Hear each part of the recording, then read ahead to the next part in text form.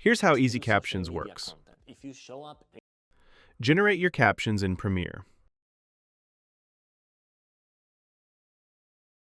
Open EasyCaptions. Select your caption track or upload your own file.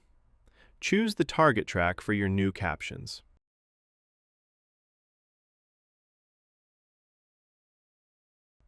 Pick a language to translate into, or keep the original.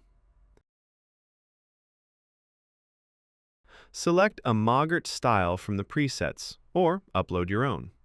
Finally, click Build MOGRT from Captions, and watch the magic happen.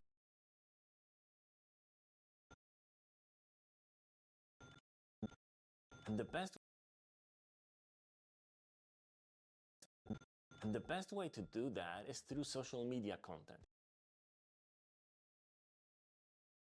best way to do that is through social media content. If you show up in their feed every now and then, they start to remember you.